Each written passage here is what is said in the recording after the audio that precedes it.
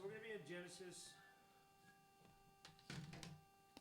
8 this morning, 8 and 9. We're going to continue to go through Genesis. Sorry I missed you guys last week. I just cannot kick this sickness that I've been going through for, oops, am I supposed to have that on there? I don't think so. Our sound guys are not here. No, they're not. I'm not going to wear this thing. Do you know how to fix that? What is he trying to fix? It's fine. Okay. Just doesn't want it on. Why wouldn't you want it on? What's that? Put you one on the neighbors to hear. Right. Or just set speakers outside. Right, yeah. That's a good idea. Actually, yeah, that's what most of it. Honestly, yeah, the speakers. I was like, they're not going to report the trailer, they won't report.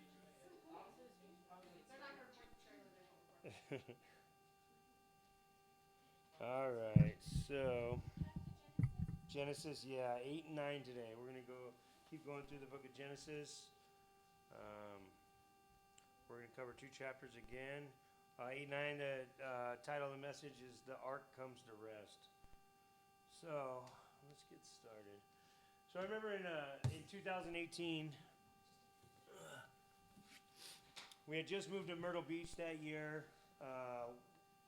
We didn't have any family. We didn't have anybody that we knew out there, and it came to be that I had a couple of weeks off for Christmas, and so we were kind of praying about what to do, and we decided to drive to California from Myrtle Beach, from the East Coast all the way to the West Coast to surprise all of our families.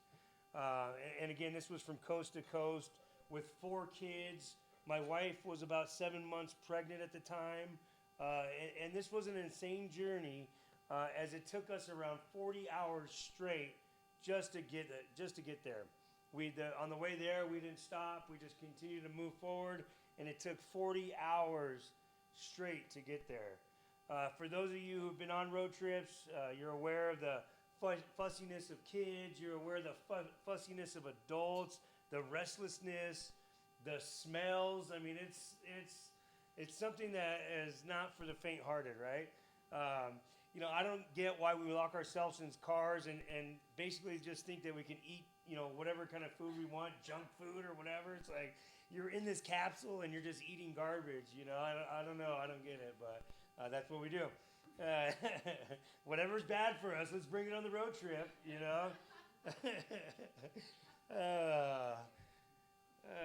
And so this particular trip was less than 2 days, which was plenty enough. This was 48 hours is 2 days, right? It took us 40 hours to get there. So to put that in perspective, Noah and his family were actually on the ark for over a year with thousands and thousands of animals. I mean, this had to be a great test of faith. I'm sure there were thoughts of, Noah, like, forget it, I'm jumping, I'm going overboard, I'm done with this. Like, this was a huge test of faith. I know I thought about jumping out of the car on road trips before, or promised I was going to go off a cliff or whatever it might be, just because it takes endurance to do these types of things. Yet being on the ark for over a year proves that God had to be in this, because if he wasn't, this would be an impossible task. That God was within this. God called him to do it, and that's what he was resting upon, was God's promise. So this morning, just to kind of keep that in perspective, we're going to break this chapters down into 3 sections. We're going to look at verses 1 through 19, the freedom of Noah, and then verses 20, and then 9 through 117, we're going to look at God's covenant with Noah, and then 18 through 29, we're going to look at Noah's sin. And as we go through this, our main thought, our main idea as we go through these 2 chapters is, even in the judgment of God, you can see the grace of God. Even in the judgment of God, you can see the grace of God. As we've been looking to flood, we see, worldwide destruction. We see catastrophic things taking place. But yet, in the ark, we still see the grace of God, with God allowing mankind to move forward in the family of Noah.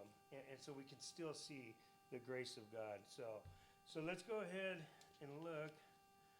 Let's go ahead and read a little bit out of the first part. It says, "And then God remembered Noah and every living thing and all the animals that were with him in the ark. And God made a wind to pass over the earth, and the waters subsided. The fountains of the deep and the windows of heaven were also stopped, and the rain from the heaven was restrained. And the waters receded continually from the earth. At the end of 150 days, the water decreased. Then the ark rested in the 7th month, the 17th day of the month, on the mountains of Ararat. And the waters decreased continually until the 10th month. In the 10th month, on the first day of the month, the tops of the mountains were seen. So it came to pass, at the end of 40 days, that Noah opened the window of the ark which he had made. Then he sent out a raven, which kept going to and fro until the earth had dried up till the waters had dried up from the earth. He also sent out from himself a dove to see if the waters had receded from the face of the earth. But the dove found no resting place for the sole of her foot, and she returned into the ark to him. For the waters were on the face of the earth, the whole earth. So he put on his hand and took her and drew her into the ark himself. And he waited yet another 7 days, and again he sent the dove out from the ark. Then the dove came to him in the evening, and behold, a freshly plucked olive leaf was in her mouth, and Noah knew that the waters had receded from the earth. Let's pray. So, Lord, we just come to you. We ask, Lord, that you would just speak to us, Father. We thank you for your word, that we can just learn and grow and just be admonished to do what's right in your sight, Lord. And so I just pray that you would just be with us as we study this and just really speak to our hearts and speak to our minds, Lord, that we may share this stuff with other people, Lord. So we love you, praise you, and thank you. In Jesus' name, amen. So section 1, again, verses 1 through 19, it's the freedom of Noah, the freedom of Noah. So let's look at section 1. It says in verse 1, it says, "Then God remembered Noah." And again, this doesn't imply that God forgot about him. It means that God began again to act on his behalf. It doesn't, God, we see throughout, we see God asking Adam and Eve questions. We see him asking Cain questions. We see him, and a lot of that is to get a confession. But here again, it says that God remembered Noah, and this doesn't imply that God forgot about him. Oh yeah, remember that dude just floating off in the sea there? Like, oh no, it means that he began to act upon his behalf once again.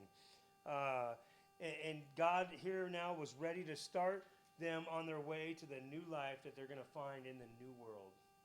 When he says that God remembered Noah and every living thing and all the animals that were with him in the ark.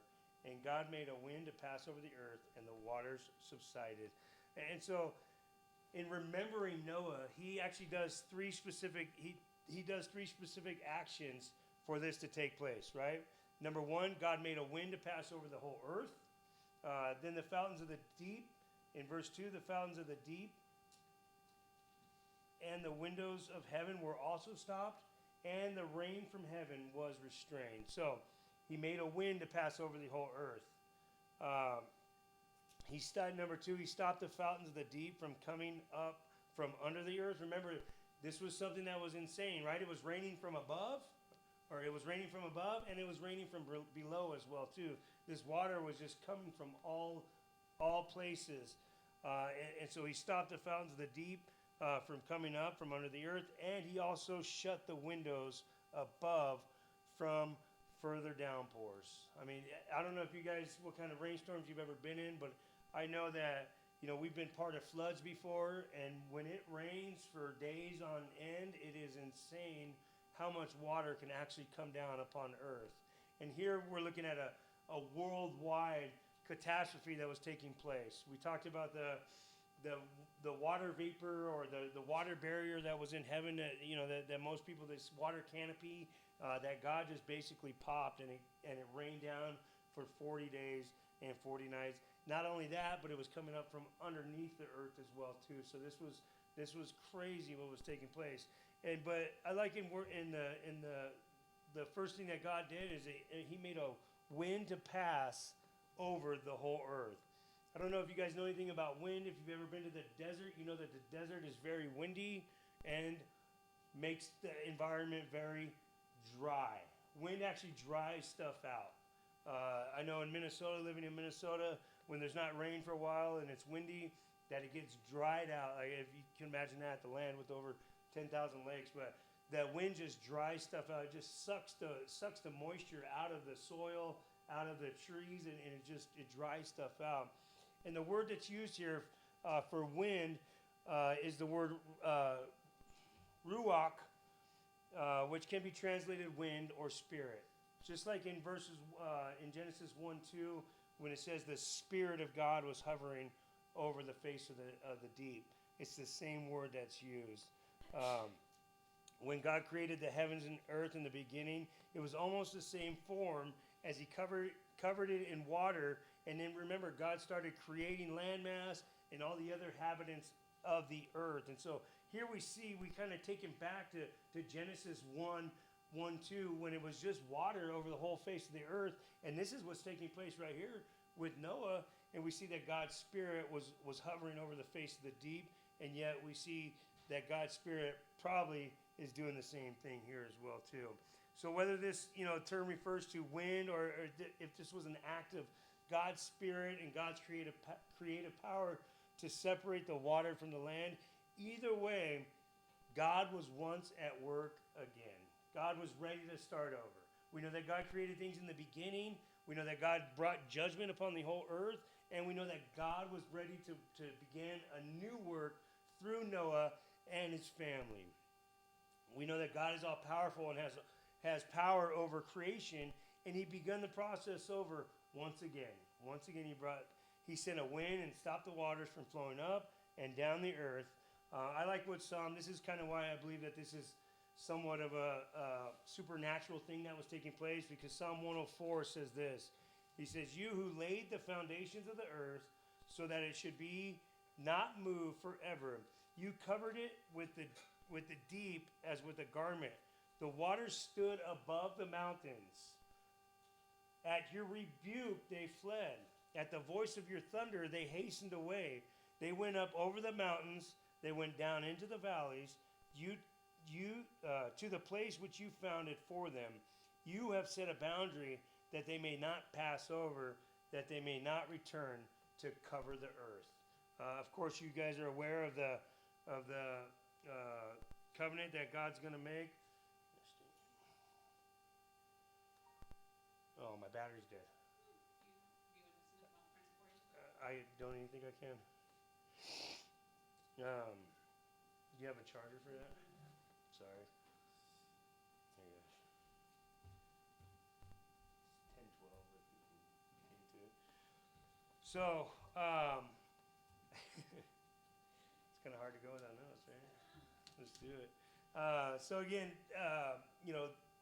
looking at that Psalm 104, it clearly says that this was a work of God, that God was doing a miraculous work through this to deliver Noah and his family as well too. And it says here, "And the waters receded," in verse 3, "receded continually from the earth.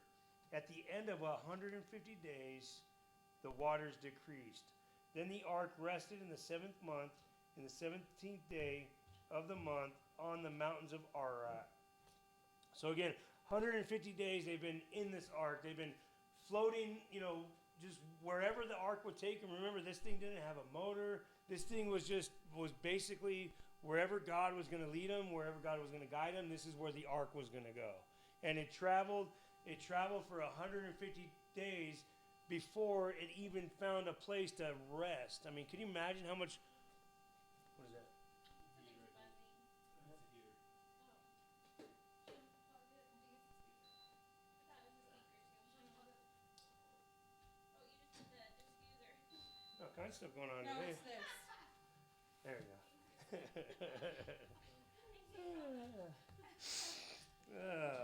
So 150 days, they've been in this ark already. Like kind of going back to, speaking about like a road trip. I mean, 40 hours. I mean, that's like That's a long time, right? That's a long time to be cooped up in a little car, with the great snacks that we desire to eat on a road trip, right? I mean, that's just, and they were 150 days, like 6 months, almost 5 months on this ark, and it finally decides to rest on the 7th month and the 17th day of the month on the mountains of Ararat. Okay, Ararat is in Turkey. Most people suggest in Turkey. There's been pictures of this. We talked about it a couple weeks ago. The ancient people prior to BC, that they would go to the ark, they would pull pitch off of it, which is like an oil product, and they would use it, they would sell it. Like, this was something that was known. And we kind of talked about it a couple of weeks ago. Why would God put it upon a mountain? And you would think because it would show God's judgment upon the whole earth for the way that he acted. But again, looking at our big idea that even in the judgment of God, we can see the grace of God. And to me, that sounds like a picture of grace, to see the ark sitting there and to know that God allowed the human race to carry on. The surface of the ground was dry. And so now Noah's ready to take this step of faith and to start his life over, to start the whole world over once again. How you doing, buddy? Got some notes for me? I'm winging it here. So, verse 14, in the 2nd month, on the 27th day of the month, the earth was dried up, and then God spoke to Noah, saying, "Go out of the ark, you and your wife, and your sons wives with you. Bring out with you every living thing of all flesh that is with you, birds and cattle, and every creeping thing that creeps on the earth, so that they may abound on the earth, and be fruitful and multiply on the earth." And so here, finally, the command to go ahead and exit the ark. And if you guys, again, just kind of with the whole road trip thing in mind, when you get to your destination, finally, it's like, woohoo, right? Like, you're super excited to get out of the car, to take a shower, or whatever it might be. And yet, this is what I see of Noah and his family as they've been in this ark for over a year. And now the command to go forth, we see, had to be an exciting time for their family. I remember when we lived in Minnesota, this guy, he was an insulator on the job site. Like, we knew him, like, you're on the same jobs with a lot of guys, and he had just got a boat, and it wasn't like a big boat. It was like a 12-foot boat that he just rebuilt the motor on it. And he's like, "Come on, just go fishing with me." He was bugging me to go fishing with him.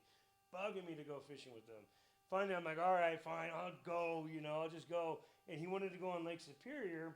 And if you guys have never seen Lake Superior, it looks like an ocean. It is the largest water mass in the United States. I think it's the 2nd biggest one in the world. It is massive. And the wind will turn up waves. The storms will come on this thing. It can get really ugly really quick. And so I'm like, all right, let's just go. So we go out, and we're trolling, and all of a sudden, his motor dies, GPS dies. We have no idea where we're at. He has this trolling motor that's like 1975 trolling motor that him and his dad just rebuilt. He never fired it up. And I'm like, oh my! And the storm comes in. When we left, it was nice and sunny. It was nice. And then this fog and this wind, it came in like crazy. There was like 6-foot swells, and we're basically in this little dinghy.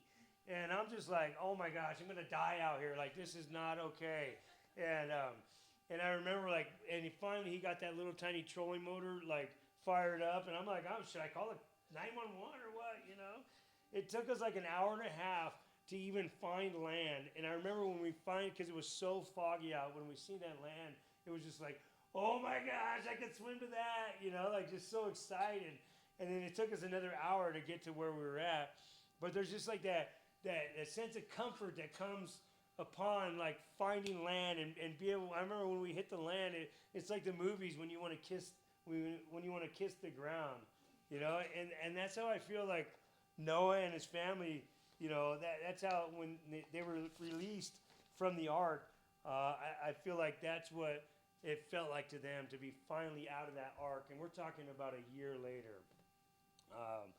And so, but now it was time. And so, verse 15 through 19, this is exactly what God commands them to do. Again, this had to be exciting for the whole family. You know, think of being bound for over a year in the greatest storm of your life, and the Lord now finally says, "Okay, it is over. Go out of the ark, and the world is yours." Again, if you've ever been cooped up for a long time, maybe grounded, maybe in prison or whatever it might be, you know, there's amazing freedoms that you find when that door is finally open. Anybody been in prison up here? Right, I was like, oh, know your audience, Joey. I do. But there's just something about that door being opened and that freedom. Just like, I mean, it's like coming out of a bad winter storm when you have, you know, when you have cabin fever and it's cold out, and yet finally it's, you know, 30 degrees outside, and it's like, okay, time to go outside. Let's go. But again, true freedom is not doing whatever you want. True freedom is when your faith is in Jesus Christ and when you're in the perfect will of God. And that's what I think of Noah and his family here. Hey, this was hard. 120 years building this thing, on this thing for over a year, and yet God is still speaking to them. God is still using them. And that's where you find true freedom, is when you're in the perfect will of God. Even though this must have sucked, even though it must have smelled, even though all this stuff was taking place, God was still in it, and they were still in the perfect will of God, and God was still speaking to them. So let's close this out. Bring out, so again, the command to go, multiply, and fill the earth, verse 18. So Noah went out, and his sons and his wives and his sons' wives with them, every animal, every creeping thing, every bird, and whatever creeps on the whole earth, according to their families, they went out of the ark. They went out of the ark. So, section 1, not only the freedom of Noah, but God's covenant with Noah.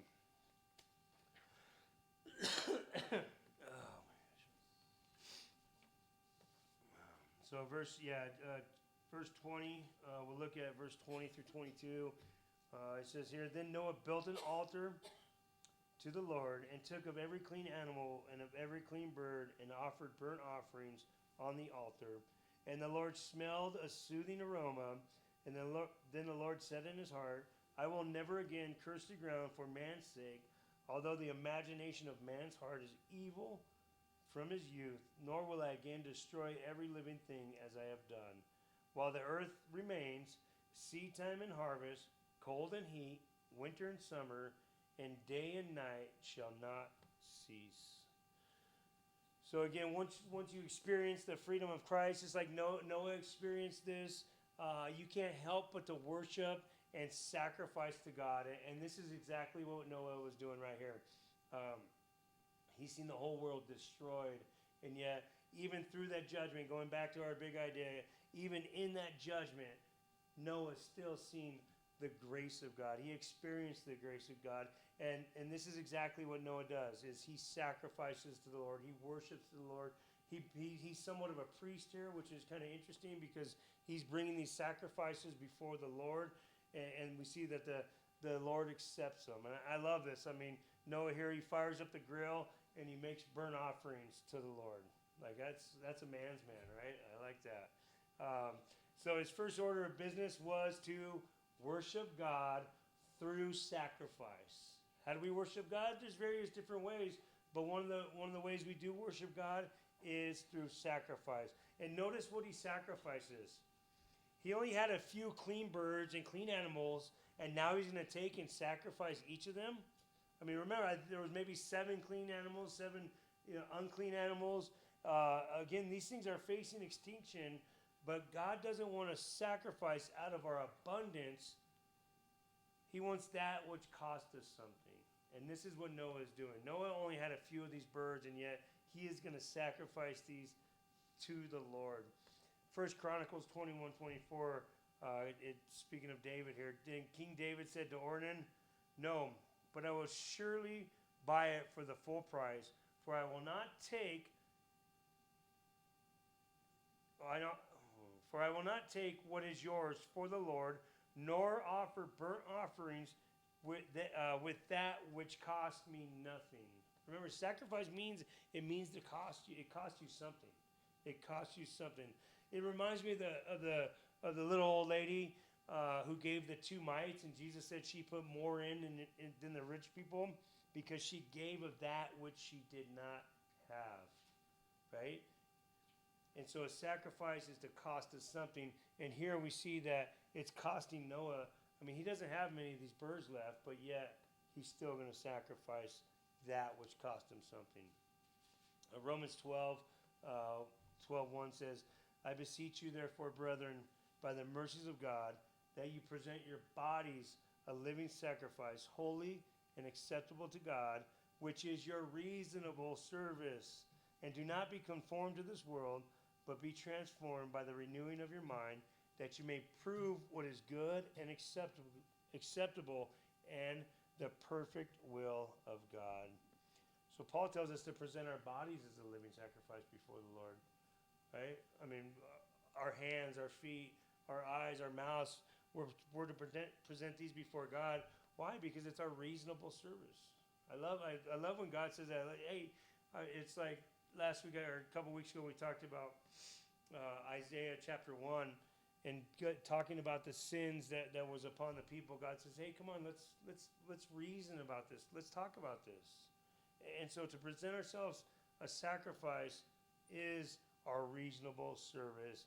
But so Noah here, I mean, it seems like Noah's running low on animals here, and almost seems foolish that he would actually sacrifice these animals to the Lord. But let's look at God's response.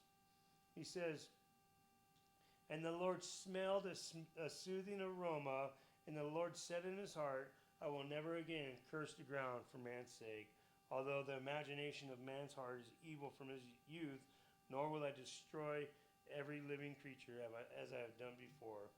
And so, again, it says the Lord smells it. This isn't that he literally smelled the sacrifice. It's just kind of like when he said, and God remembered Noah. God's seen the heart of Noah as he sacrifices to him. And then God goes on to make his covenant with Noah. Again, he promises never to flood the earth again, never to destroy it completely with water again. Even though he makes a covenant to destroy it, to never destroy it with water, we know that the Bible is clear that one day it will actually be destroyed with fire. 2 Peter 3:10 says, but the day of the Lord will come as a thief in the night, in which the heavens will pass away with a great noise, and the elements will melt with fervent heat. Both the earth and the works that are in it will be burned up. Therefore, since all these things will be dissolved, what manners of persons ought you to be in holy conduct and godliness, looking for and hastening the coming of the day of God, because of which the heavens will be dissolved, being on fire, with the elements will melt with fervent heat. You know, the fact that God tells us what's going to happen beforehand, that what he's going to do, it shows that God is a God of love. And again, this is a warning to us. He says, hastening the coming day of the Lord. Because, why? Because the heavens and the earth are going to be destroyed. Remember that God is not willing that any should perish, but all should come to repentance. Like, this is God's desire. This is God's warning to us, and this is God's warning, to Noah here. That he's telling them, hey, I'll never flood the earth ever again. I won't do it. He said, but later on in the scriptures, we know that God will destroy the earth, but it won't be with water. It will be with fire.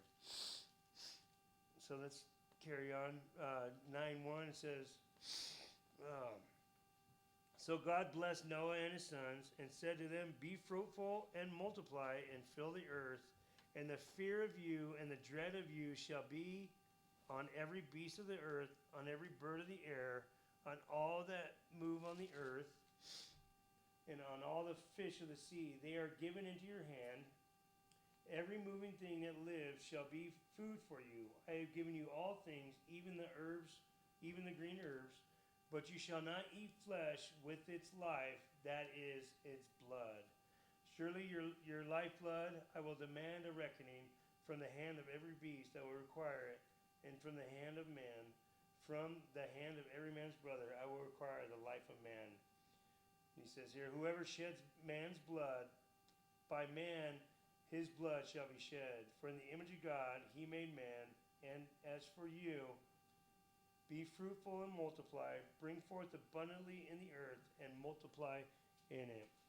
So here we have a call not to eat the blood with the flesh, right?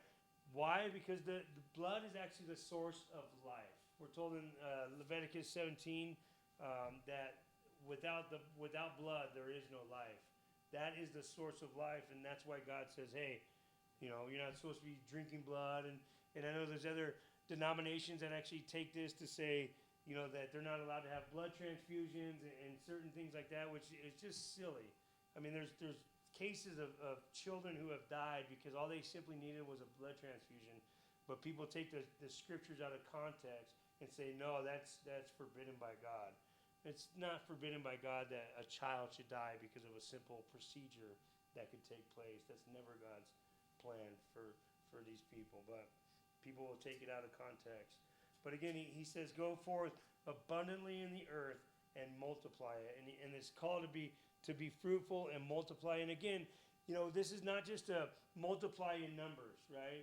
This is to multiply disciples and spiritually and continue to grow in the grace of God. As we see Noah here, the head of the family, we see him making sacrifices to God, showing his children what is right before the Lord. And it doesn't mean that Noah's perfect. We're going to see, that Noah messes up. Noah drops the ball, and we all do at times. But yet he's there to show them not just how to live or survive physically, but how to grow spiritually in the grace of God. Verse 8, and then God spoke to Noah and his sons with him, saying, and as for me, behold, I will establish my covenant with you and your descendants after you, and with every living creature that is with you, the birds, the cattle, and every beast of the earth with you, of all that go out of the ark, every beast of the earth. Thus I will establish my covenant with you. Never again shall all flesh be cut off by the waters of the flood. Never again shall there be a flood to destroy the earth. And so this doesn't imply that there's not going to be like local floods or hurricanes or stuff that like we've experienced within our family. That stuff still takes place, but God is not going to bring judgment upon the whole earth and flood the whole earth ever again. And this is a covenant that God made with him and with his family after him. So, verse 12 says, and God said, this is the sign of the covenant which I make between me and you and every living creature that is with you for perpetual generations. I set my rainbow in the clouds, and it shall be for the sign of the covenant between me and the earth. It shall be when I bring a cloud over the earth, that the rainbow shall be seen in the cloud, and I will remember my covenant which is between me and you and every creature of all flesh. The water shall never again become a flood to destroy all flesh.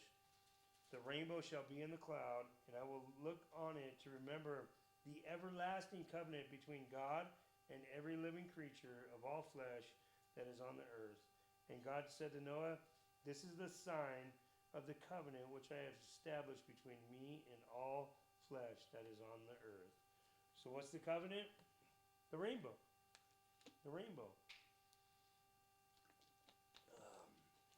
And I like what he says. He says it's a covenant between all people. It's a covenant between us that he will never send a flood upon the earth again. And we know this covenant through the rainbow. As we continue to see rainbows today, it speaks of God's covenant that he made with Noah so long ago. So not only the freedom of Noah or God's covenant, but also Noah's sin in the last part.